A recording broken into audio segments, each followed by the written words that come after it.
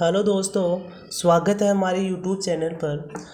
पिछले वीडियोस यानी कि पिछले जो कॉम्प्लेक्स के वीडियो हैं उसमें हमने कॉम्प्लेक्स की प्रॉपर्टी पढ़ ली थी। कॉम्प्लेक्स के कुछ क्वेश्चंस याद किए थे, कॉम्प्लेक्स के कॉन्जुगेटेड याद किए थे और कॉम्प्लेक्स की वो प्रॉपर्टीज़ हमने सीखी थी जिसका परिमाण उसमें शामिल हो। अर्थात कॉम्प्लेक्स के जो पिछले वीडियो है उससे रिलेटेड हम बीएससी फाइनल की मैथमेटिक्स जो कॉम्प्लेक्स नंबर है उसको हम तैयार करते हैं। जैसे इसमें फर्स्ट टॉपिक आता है प्रसंगवादी फलन। प्रसंगवादी फलन क्या होता है?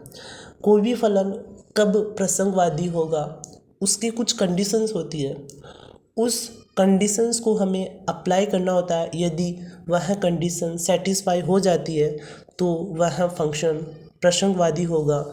यदि कोई भी फंक्शन उन कंडीशंस को कोई भी कंडीशन उन कंडीशंस को जब सेटिस्फाई नहीं करता है तो वह प्रसंगवादी फलन नहीं होगा।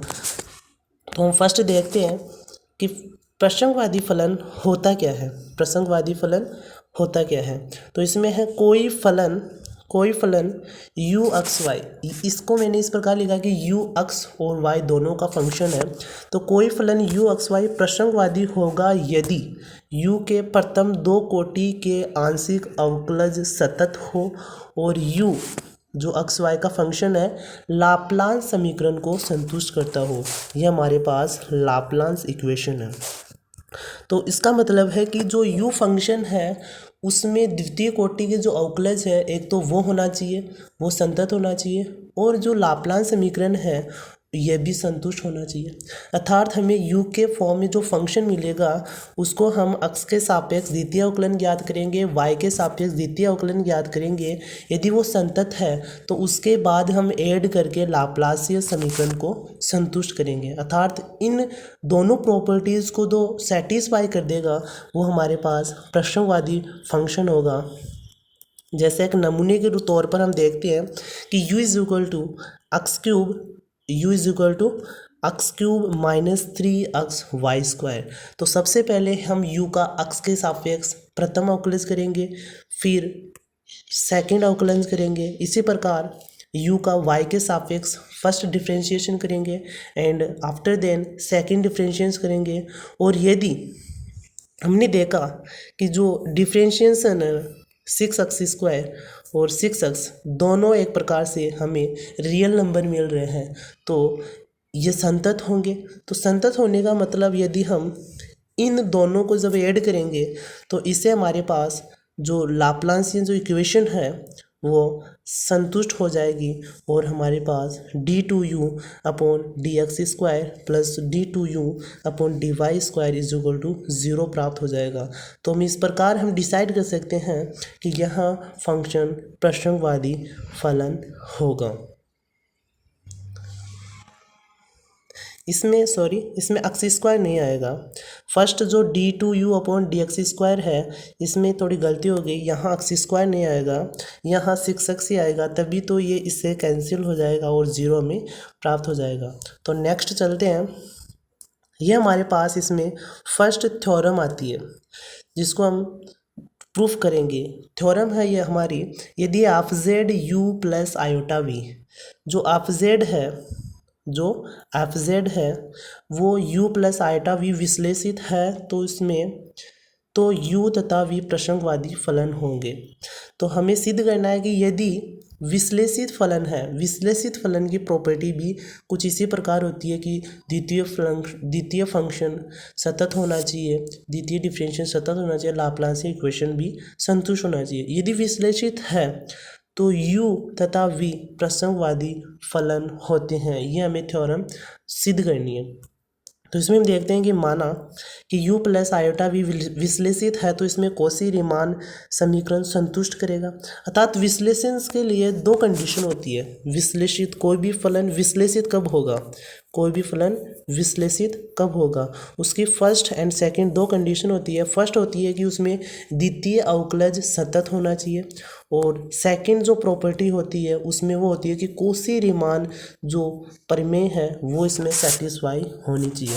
कॉची रीमान जो प्रमेय है वो क्या होती है जैसे नेक्स्ट देखते हैं कि कौशी रीमान प्रमेय हमारे पास ये होती है कि d u upon d x बराबर होना चाहिए d v upon d y के, जिसको हम इस प्रकार लिख सकते हैं यू अक्स यानी कि यू का अक्स के सापेक्ष, वी वाई यानी कि वी का वाई के सापेक्ष।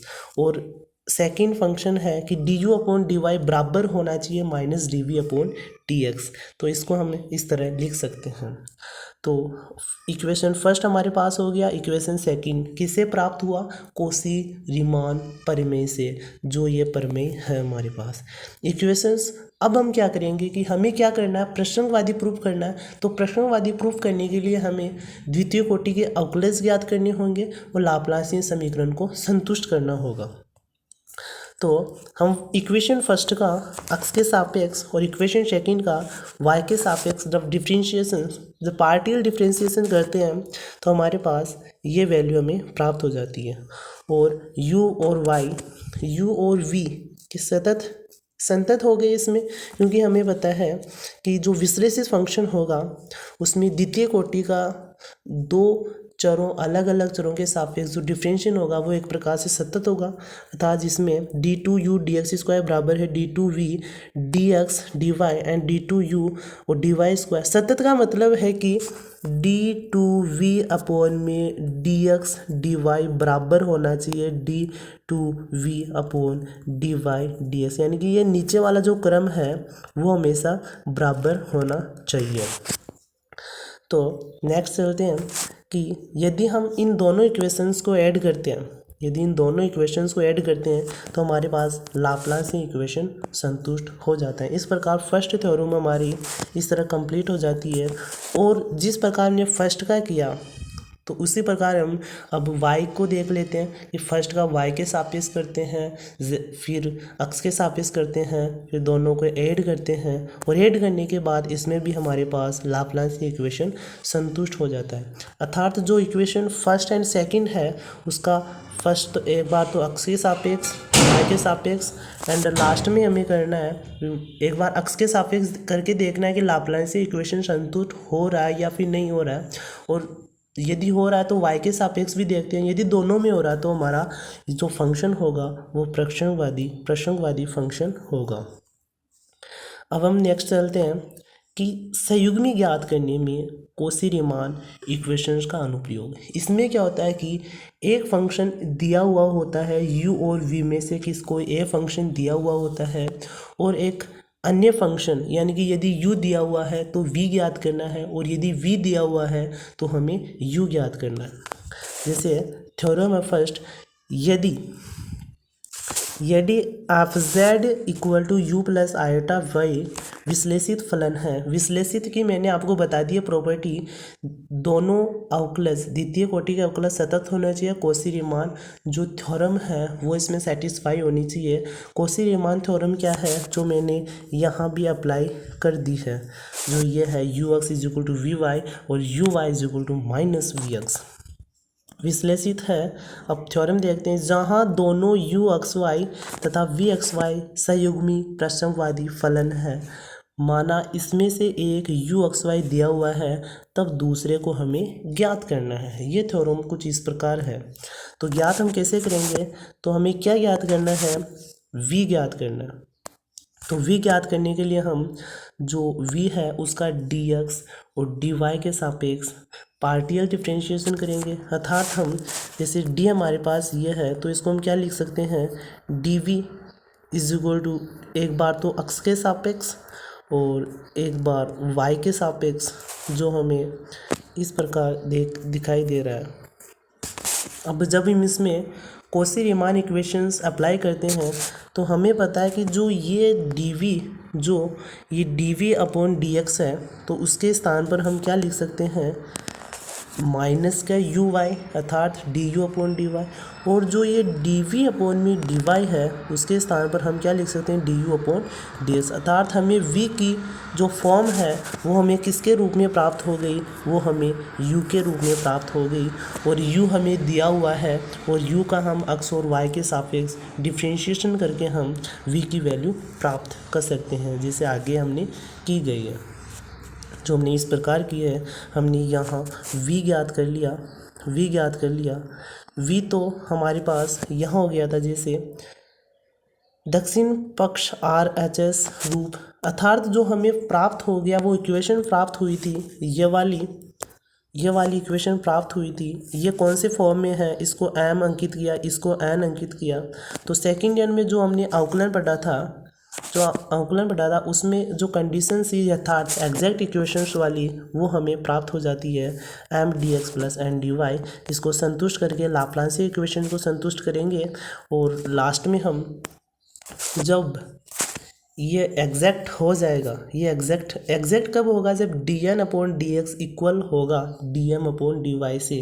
यदि एग्जैक्ट हो जाएगा तो इस तरह हमें इसका इंटीग्रेशन करके, फर्स्ट इंटीग्रेशन करेंगे जब y अचर हो और सेकंड इंटीग्रेशन करेंगे जब x के पद हो लेकिन x इक्वल टू, वाई के पद हो लेकिन x इक्वल टू इसमें 0 का होना पड़ेगा।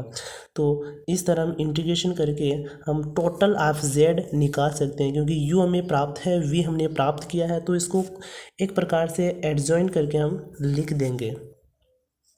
तो थैंक यू, इतना ही पढ़ेंगे। आगे में इसमें और टॉपिक पढ़ेंगे जो हमारे लिए बहुत आवश्यक है। Thank you.